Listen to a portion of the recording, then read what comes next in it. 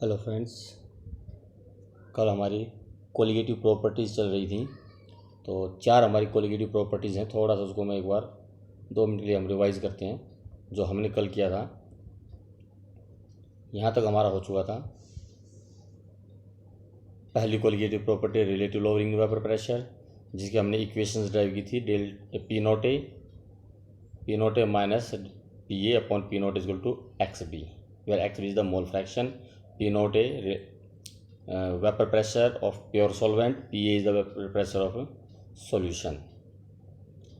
और इससे molecular mass भी हमने डिटरमाइन किया था। मॉलिक्यूलर मास निकालने का फार्मूला हमारा यह आया था, W B into M A into P naught A upon W A upon delta P. जो डेल्टा पी था हमारा P naught A minus P S के बराबर। पी एस जो आपका वेपर प्रेशर ऑफ सॉल्यूशन है, पी एस से भी रिप्रेजेंट कर सकते हो, पी ए से भी रिप्रेजेंट कर सकते हो। इसी तरह से दूसरी हमने की थी इस पर न्यूमेरिकल्स, और उसके बाद हमने किया था एलिवेशन इन बॉइलिंग पॉइंट, जिसके लिए हमारी इक्वेशन आई थी delta T B equal to K B into molality. Delta T B equal to K B into molality, जहाँ पर के बी आपका कांस्टेंट था। और इसी तरह से मॉलिक्यूलर मास इसे निकाला था K B into 1000 into W B upon delta T B into W A. यहाँ पर ये स्मॉल डब्ल्यू है, ये है वेट ऑफ सोल्यूट, और कैपिटल डब्ल्यू है वेट ऑफ सॉल्वेंट। इसको आप डब्ल्यू बी और डब्ल्यू ए से भी रिप्रेजेंट कर सकते हो, जैसा कि यहाँ पर रिप्रेजेंट किया हुआ है W B upon W A. Molecular mass इस तरफ ले गए, डेल्टा टी बी यहाँ आ गया। दैट्स इतना ही फ़र्क है और कुछ नहीं है। तो अब एलिवेशन इन बॉइलिंग पॉइंट पर हमने आपको ये न्यूमेरिकल्स के लिए हम कल बात कर रहे थे। तो पहला न्यूमेरिकल हमने ऑलमोस्ट कर लिया था, लेकिन एक यहाँ पर गड़बड़ थी। सिर्फ वो 0.052 वैल्यू हमने उनकी थी, जबकि वो एक्चुअली में 0.52 थी। तो उसके हिसाब से न्यूमेरिकल वो करना था। इक्वेशंस आपके सीधे न्यूमेरिकल हैं। 3 न्यूमेरिकल आपको करने के लिए मैंने ट्राई करने के लिए बोला था। काफ़ी लंबी वीडियो हो जाती, तो उसके बाद मैंने उसको छोड़ दिया। अब आगे आज हम ले रहे हैं नेक्स्ट कोलिगेटिव प्रॉपर्टीज ले रहे हैं, न्यूमेरिकल्स के आप खुद ही ट्राई करेंगे, और एक वीडियो अलग से आपको न्यूमेरिकल के लिए भेज दी जाएगी। तो फिलहाल अब जो हमारी नेक्स्ट वीडियो है वो है depression in freezing point. Just like elevation in boiling point, जिस तरह से नॉन वोलेटाइल सोल्यूट डालने से बॉइलिंग पॉइंट इंक्रीज होता है, फ्रीजिंग पॉइंट डिक्रीज होता है। तो ये आपका डिप्रेशन इन फ्रीजिंग पॉइंट है कि कितना फ्रीजिंग पॉइंट डिक्रीज हुआ। ध्यान रखना एक बात, बॉइलिंग पॉइंट कोलिगेटिव प्रॉपर्टी नहीं है, कितना बॉइलिंग पॉइंट इंक्रीज होता है वो कोलिगेटिव प्रॉपर्टी है। और इसी तरह से फ्रीजिंग पॉइंट कोलिगेटिव प्रॉपर्टी नहीं है, फ्रीजिंग पॉइंट कितना डिक्रीज होता है नॉन वोलेटाइल सॉल्यूट डालने पर, वो कोलिगेटिव प्रॉपर्टी है। Depression in freezing point is a colligative property. Freezing point, it may be defined as the temperature at which solid and its liquid state have same vapor pressure. freezing point की definition है ये, जब solid और liquid दोनों का vapor pressure same हो जाता है। तो solution का vapor pressure हमेशा solvent से कम होता है। therefore the freezing point of the solution is always less than the freezing point of the pure solvent, and thus we can say that depression in freezing point is directly proportional to lowering of vapour pressure. जितना vapour pressure कम होगा उतना ही ज़्यादा freezing point decrease होगा। और graphically आप इसको देखना चाहो तो ये आपका ग्राफिकल रिप्रेजेंटेशन है, जैसा कि इस डायग्राम में दिखाया गया है।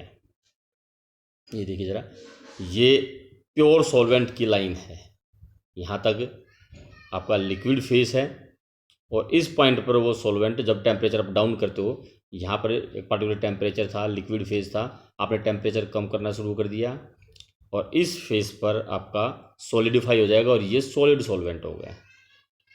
अगर उसमें नॉन वोलेटाइल सॉल्यूट डाल देते हैं तो वेपर प्रेशर उस पार्टिकुलर टेम्परेचर पे कम आ जाएगा।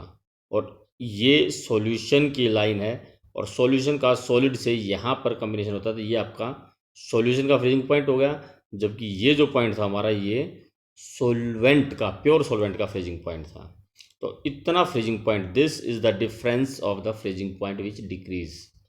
तो ये आपका डिप्रेशन इन फ्रीजिंग पॉइंट आ जाता है, ये जो डिफरेंस आएगा इन दोनों के बीच में। T F, delta T F जो हमारा टी एफ माइनस टी, या आप इसको T not F minus T F लिख सकते हैं। टी नॉट एफ या T F freezing point of the pure solvent, and T F is the, या यहाँ पर जो टी है ये फ्रीजिंग पॉइंट ऑफ सॉल्यूशन है। डेल्टा टी एफ और डेल्टा टी बी, थोड़ा सा फर्क यहाँ पर ये भी है, ध्यान रखना। जो डेल्टा टी बी है एलिवेशन इन बॉइलिंग पॉइंट, वो होता है हमारा boiling point of solution minus boiling point of pure solvent. और ये जो हमारा डेल्टा टी एफ है ये हमारा boiling freezing point of pure solvent minus freezing point of solution. Boiling point में सॉल्यूशन के बॉइलिंग पॉइंट से प्योर सॉल्वेंट का माइनस करते हैं, और यहाँ पर प्योर सॉल्वेंट के फ्रीजिंग पॉइंट से सॉल्यूशन का माइनस करते हैं, क्योंकि यहाँ डिक्रीज हो गया सॉल्यूशन का। तो वही boiling point, elevation boiling point की तरह delta T F is directly proportional to molality, या delta T F is to K F into molality. वहाँ जो हमारी इक्वेशन थी वो थी delta T B equal to K B into molality, और यहाँ पर जो इक्वेशन जो हमारी होगी delta T B T F equal to K F into molality. सिर्फ के बी और के एफ का फर्क है, वहाँ जो कांस्टेंट था के बी था, इवोल्यूस्कोपिक कांस्टेंट या मोलर एलिवेशन कांस्टेंट। यहाँ जो हमारा कांस्टेंट है वो के एफ है, जिसको हम क्रायोस्कोपिक कांस्टेंट या मोलर डिप्रेशन कांस्टेंट कहते हैं। डेफिनेशन भी वैसे ही आएगी। अगर हम मोलैलिटी को 1m मान लेते हैं तो K F is equal to delta T F, मतलब molar depression constant is equal to depression in freezing point for 1 molar solution. It may be defined as the depression in freezing point observe for a solution of 1 molality. तो वही चीज़ है, unit भी इसकी वही आएगी जो के बी की थी, केल्विन किलोग्राम पर मोल। मॉलिक्यूलर मास निकालना है इससे डिप्रेशन इन फ्रीजिंग पॉइंट से, तो वो भी सेम उसी तर्ज पर आएगा। ये हमारा मोलैलिटी का फार्मूला है W B into 1000 upon M B into W A. बस हमें क्या करना है, delta T F is equal to K F into W M molality. Molality जगह ये वैल्यू पुट कर दो तो आ जाएगा आपका K F into W B into 1000 upon M B into W A आ गया। और हमें चाहिए मोलर मास, तो मोलर मास को इस तरफ ले आएंगे, डेल्टा टी एफ को यहाँ ले आएंगे, और ये हमारा मोलैलिटी, ये मोलर मास आ गया। ये कैलकुलेशन ऑफ मोलर मास हो गई, और ये इसका इक्वेशन होगी delta T F equal to K F into molality. तो दो इक्वेशन ये हैं जिन पर न्यूमेरिकल आते हैं। तो कुल मिलाकर हमारी elevation in boiling point, depression in freezing point लगभग दोनों एक जैसे ही हैं। एलिवेशन इन बॉइलिंग पॉइंट जो है वो के बी इंटू मोलैलिटी है, डिप्रेशन इन फ्रीजिंग पॉइंट के एफ इंटू मोलैलिटी है। ऐसे ही मॉलिक्यूलर मास निकालने का है, अगर हम एलिवेशन इन बॉइलिंग पॉइंट से मॉलिक्यूलर मास निकालेंगे तो सेम यही चीज़ आएगी 1000 into K B into W B और into delta T B into W A. और फ्रीजिंग इन पॉइंट से निकालेंगे डिप्रेशन इन फ्रीजिंग पॉइंट से, तो molar mass equal to 1000 into K F हो जाएगा के बी की जगह, और डेल्टा टी एफ हो जाएगा डेल्टा टी बी की जगह। दोनों सेम इक्वेशंस हैं, और सेम उसी तरह से न्यूमेरिकल्स इन पर भी हैं। तो 3 कोलिगेटिव प्रॉपर्टी हो गई हमारी, elevation in boiling point, depression in freezing point और relative lowering in vapour pressure. चौथी जो हमारी कोलिगेटिव प्रॉपर्टी है लास्ट जो है इसमें, वो है ऑस्मोटिक प्रेशर। ये कुछ न्यूमेरिकल्स हैं डिप्रेशन इन फ्रीजिंग पॉइंट पर, सेम उसी तरह से हैं, जहाँ इनको आपको खुद ट्राई करना है। न्यूमेरिकल्स में टाइम ज़्यादा लगता है, तो ये आपको खुद ट्राई करने हैं, उसकी वीडियो क्लिप्स बनाने में बड़ा टाइम लगता है। बाकी है सिंपल, मैं थोड़ा सा पढ़ देता हूँ। 45 gram of ethylene glycol is mix with 600 gram of water. तो सोलवेंट का मास 600 ग्राम हो गया, सोल्यूट का 45 ग्राम हो गया। आप मोलैलिटी निकाल सकते हो। मोलैलिटी क्या जाएगी, W B into 1000 divide by molecular mass of ethylene glycol into 600। ये आपका न्यूमेरिकल मोलैलिटी आ गई। मोलैलिटी से फिर आपको डेल्टा टी एफ निकालना है, के एफ इंटू मोलैलिटी। अच्छा, इसमें के एफ की वैल्यू गिवन नहीं है, के एफ की वैल्यू की प्रॉब्लम है। चलो उसको नेक्स्ट उसमें मैं देख के बताऊँगा के एफ की वैल्यू क्या है। बस के एफ की वैल्यू यहाँ बेंजीन के लिए 5.12 है, वाटर के लिए जो के एफ की वैल्यू है नोट कर लेना 1.86 होती है। चलो मैं इसको पहले ठीक कर देता हूँ यहीं पर ही। तो के एफ की वैल्यू आ गई, और ये इसमें आपको आंसर देना। तो के एफ इंटू जो मोलैलिटी आपकी आएगी वो आपका डिप्रेशन इन फ्रीजिंग पॉइंट आ जाएगा, और उसके बाद आपको फ्रीजिंग पॉइंट निकालना है। तो फ्रीजिंग पॉइंट जो वाटर का होता है 273 केल्विन होता है, 0 डिग्री सेल्सियस या 273.15 केल्विन। उसमें से जो आपका डिप्रेशन है उसको माइनस करना है, वो आपका फ्रीजिंग पॉइंट आ जाएगा सॉल्यूशन का। ऐसे नेक्स्ट है 1 gram of non electrolyte solute dissolve in 50 gram of benzene. Lowering the freezing point of benzene by 0.40। तो डेल्टा टी एफ दे दिया आपको, डेल्टा टी एफ ये आ गया। मोलैलिटी आप निकाल सकते हो, 1 ग्राम सोल्यूट है और 50 ग्राम सॉल्वेंट है, तो 1 × 1000 डिवाइड बाई बेंजीन 78 और डिवाइड बाई इंटू 50, तो W B into 1000 upon M B into W A. तो ये डब्ल्यू ए है, ये डब्ल्यू बी है, एम बी 78 है, सॉरी मोलिकुलर मास तो इसमें निकालना है, एम बी हमें निकालना है, तो डेल्टा टी एफ हो गया।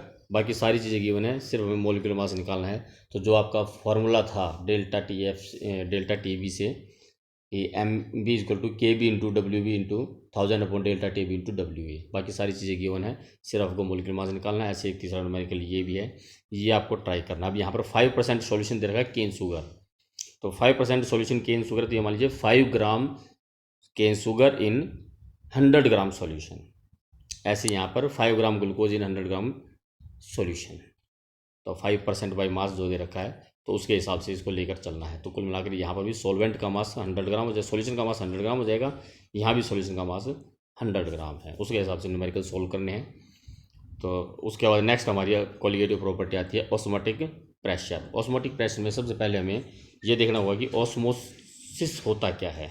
What is osmosis? पहले the phenomena of movement of solvent molecules from a pure solvent और a solution of lower concentration region into the a solution of higher concentration region when the two are separated by semi permeable membrane।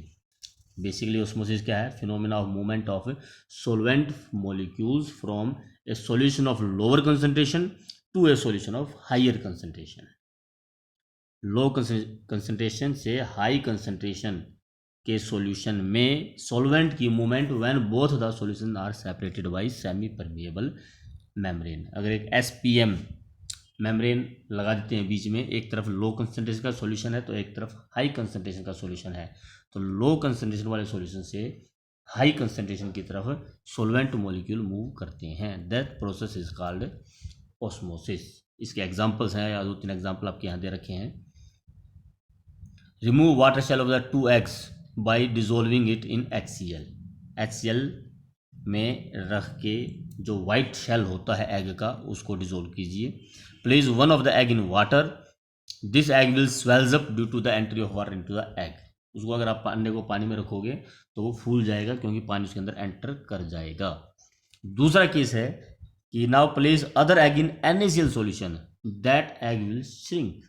जब NaCl solution में रखते हैं तो concentration बाहर ज़्यादा होती है, एग के अंदर सॉल्वेंट की कंसंट्रेशन कम होती है, जिसकी वजह से वाटर बाहर निकला जाता है और एग श्रिंक कर जाएगा। जबकि NaCl अगर उसको प्योर वाटर में रखोगे तो वाटर एंटर करेगा और वो स्वेल्स अप हो जाएगा।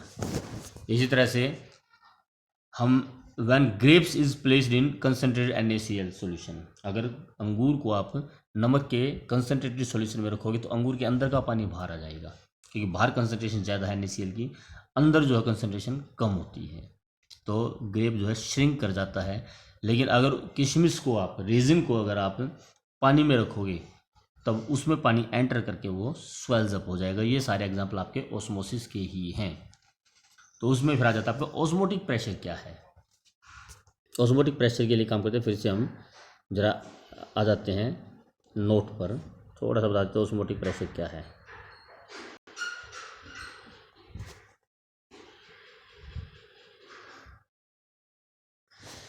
हाँ जी,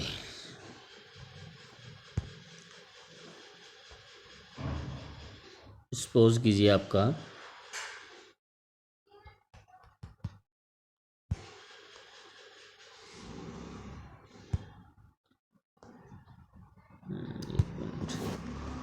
हाँ जी, ये एक सॉल्यूशन है, बीच में एक सेमी परमिएबल मेम्ब्रेन है। ये सेमी परमिएबल मेम्ब्रेन मान लीजिए, एक तरफ सॉल्यूशन है हाई कंसंट्रेशन का और एक तरफ प्योर सॉल्वेंट है। ये लीजिए, इस तरफ प्योर सॉल्वेंट है, कोई कंसंट्रेशन सॉल्यूट की है ही नहीं। तो according to osmosis water will move from low concentration to high concentration.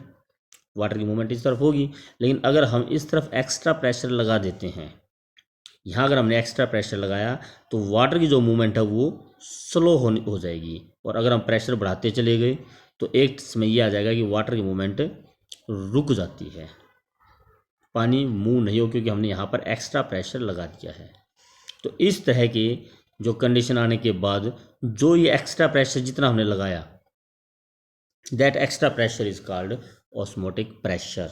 इस ऑस्मोसिस को रोकने के लिए तो डेफिनेशन ये है जो आपकी, the excess pressure which must be applied to a solution in order to prevent the flow of solvent into the solution when the two are separated by SPM.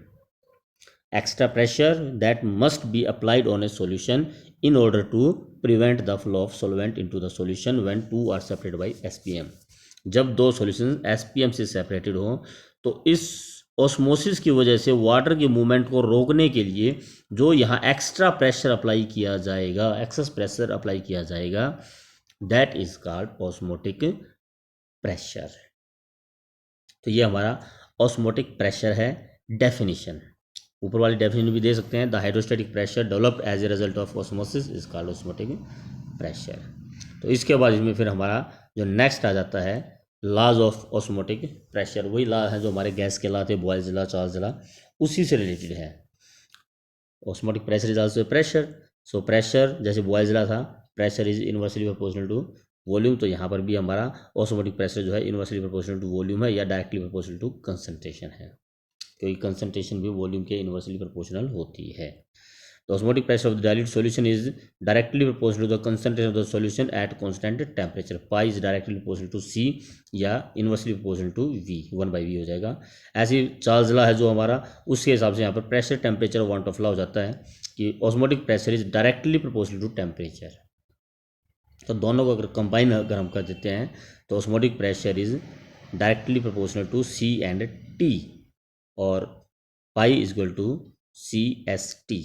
CSS वही कांस्टेंट है और इसकी value वही आती है जो R की हमारी आती है, यूनिवर्सल गैस कांस्टेंट की आती है, तो इसको S के बजाय R भी लिखा जाता है। और कुल मिलाकर हमारी जो इक्वेशन बन गई pi is equal to CRT। Pi is equal to ये जो इक्वेशन हमारी ये ऑस्मोटिक प्रेशर के लिए आ गई, pi is equal to CRT, या इसको pi is equal to N/V concentration होती है हमारी मोल्स पर यूनिट वॉल्यूम, तो N/V भी लिख सकते हैं, pi is equal to N/V RT। तो ये हमारा इक्वेशन है ऑस्मोटिक प्रेशर के लिए। जैसे एलिवेशन बॉइलिंग पॉइंट के लिए थी delta TF is equal to KF into molality, freezing point के लिए थी हमारी डिप्रेशन फ्रीजिंग पॉइंट के लिए थी delta TF is equal to KF into molality. Osmotic pressure के लिए pi is equal to CRT, numericals के लिए ध्यान रखना ये चीज़। और उसके बाद इसमें मोलिकुलर मास अगर निकालना है तो बड़ा सिंपल सा है, pi is equal to CRT है, C के बजाय N/VRT हो गया, और जहाँ N है नंबर ऑफ मोल्स वो आ गया आपका given mass upon molecular mass, तो पाई हो गया WB upon MB moles, RT upon V। Molecular mass हमें निकालना वो इस तरफ आ जाएगा, MB is equal to WB/RT upon pi B। That's all, ये मोलिकुलर मास निकालने का फार्मूला है। तो ये हमारी इक्वेशंस 2 हो गई ऑस्मोटिक प्रेशर से, pi is equal to CRT and pi is equal to WB/RT upon MB upon V, या molecular mass equal to WB/RT upon pi V। तो ये हमारे ऑस्मोटिक प्रेशर से रिलेटेड इक्वेशंस हो गई, और इससे रिलेटेड आगे इसके भी न्यूमेरिकल्स आपको करने हैं। अब इसके बाद हमारे इसमें 3 डेफिनेशन और आ जाती है ऑस्मोटिक प्रेशर के हिसाब से, isotonic solution, hypertonic and hypotonic. Isotonic solution, if the two solutions are separated by semi-permeable membrane, there is no flow of the solvent across the membrane, the solutions are said to be isotonic। अगर दो solution के बीच में semi permeable membrane रख देते हैं और दोनों में से किसी भी तरफ सॉल्वेंट की मूवमेंट नहीं होती, इसका मतलब हो गया कि दोनों का ऑस्मोटिक प्रेशर इक्वल है, इसलिए वाटर मूव नहीं कर रहा है। Such solutions are called isotonic solutions. The two solutions having same osmotic pressure are called isotonic solution. Hypotonic, out of the two solutions separated by semi-permeable membrane, the solution which have low osmotic pressure या low concentration, it is said to be hypotonic, related to the second one। जिसकी concentration low है उसको hypotonic, और जिस solution की concentration higher होगी, out of the two solution separated by semi membrane, the solution which has higher osmotic pressure या higher concentration is called hypertonic solution. तो 3 तरह के हमारे सॉल्यूशन होते हैं, आइसोटोनिक, हाइपरटोनिक और हाइपोटोनिक, जिसकी कंसंट्रेशन या ऑस्मोटिक प्रेशर लो है हाइपो, जिसकी कंसंट्रेशन या ऑस्मोटिक प्रेशर हाई है हाइपर, और अगर दो सॉल्यूशंस की ऑस्मोटिक प्रेशर इक्वल है तो आइसोटोनिक सॉल्यूशंस। अब इसमें एक डेफिनेशन और आ जाती है, रिवर्स ऑस्मोसिस। अभी जैसा कि हमने किया था, आपको नोट में मैंने ये डायग्राम दिखाया था कि अगर हम एक्स्ट्रा प्रेशर लगा देते हैं कि ये रुक जाए तो उसको हम बोलते हैं ऑस्मोटिक प्रेशर। अब इससे भी ज़्यादा प्रेशर अगर और लगा दिया जाए, ऑस्मोटिक प्रेशर से भी ज़्यादा प्रेशर लगा दिया जाए, तो वाटर की मूवमेंट रिवर्स डायरेक्शन में आनी शुरू हो जाती है, वाटर हायर से लोअर की तरफ जाना शुरू कर देता है। That is called reverse osmosis, that is called reverse osmosis. The process of movement of solvent through a semi permeable membrane from a solution of pure solvent by applying excess pressure on the solution side is known as reverse osmosis. Movement of solvent through a semi-permeable membrane from a solution of pure solvent by applying excess pressure on solution side. Solution side में excess pressure लगा के pure solvent की तरफ solvent molecule की movement, solution to pure, उसको बोलते हैं reverse osmosis. Application है इसकी वाटर को डिमिनरलाइज करने में यूज़ किया जाता है। बड़ी सिंपल सी एप्लीकेशन, अपने घरों में सुना भी होगा, RO वाटर प्योरीफायर होता है जो हमारा, एक्चुअली में वो डिमिनरलाइज करने के लिए यूज़ होता है। डिसैलिनेशन, किसी भी तरह कोई साल्ट या मिनरल्स है उसको रिमूव करने के लिए इस टेक्निक को यूज़ किया जाता है। The tech to make drinkable water from the sea water, desalination, a technique of reverse osmosis is applied. Semi-permeable membrane used in reverse osmosis is made up of cellulose acetate because pressure needed in reverse osmosis is quite high and cellulose acetate membrane can withstand it. इससे कमज़ोर अगर membrane होगी तो वो membrane फट जाएगी और reverse osmosis नहीं हो पाएगी। इसमें एक बात और नोट करने की है कि 0.91% मास बाई वॉल्यूम सॉल्यूशन अगर आपके पास NaCl का है वो हमारी RBC के आइसोटोनिक होता है। RBC रेड ब्लड सेल्स, हमारे ब्लड के अंदर जो RBCs होती हैं उसके आइसोटोनिक होता है अब हमारा 0.91% NaCl सॉल्यूशन। मतलब अगर RBCs को 0.91% NaCl सॉल्यूशन में रखोगे तो वाटर ना तो RBC से बाहर आएगा और ना RBC के अंदर एंटर करेगा। लेकिन अगर कंसंट्रेशन NaCl की 0.91% से कम हो तो वो सॉल्यूशन हाइपरटोनिक हो गया, हमारा RBC के अंदर का जो कंटेंट है वो हाइपरटोनिक हो जाएगा और वाटर अंदर मूव करेगा। हाइपो टू हाइपर, हाइपो से हाइपर की तरफ एंटर कर जाएगा, RBCs फट जाएंगी। लेकिन अगर हमारी कंसंट्रेशन NaCl की 0.91% से ज़्यादा हो तो वो हाइपर हो जाएगा, RBC के अंदर कंटेंट हाइपो हो जाएगा, अब हमारा वाटर बाहर निकल जाएगा और RBC श्रिंक कर जाएंगी। तो ये चीज़ थोड़ा सा ध्यान रखने का क्वेश्चन आ जाता है इस पर। NaCl solution with concentration less than 0.91, 0.1 concentration हो, 0.2 कंसंट्रेशन हो, is hypertonic than RBCs. When RBCs are placed in such solution, water flows into the cells and swells up. NaCl solution with concentration greater than 0.91% is hypertonic than RBC, and the RBCs are placed in such solution get shrink due to outflow of water. तो इससे related भी questions आ जाते हैं। अब इसमें हमारा एक last topic और रह गया,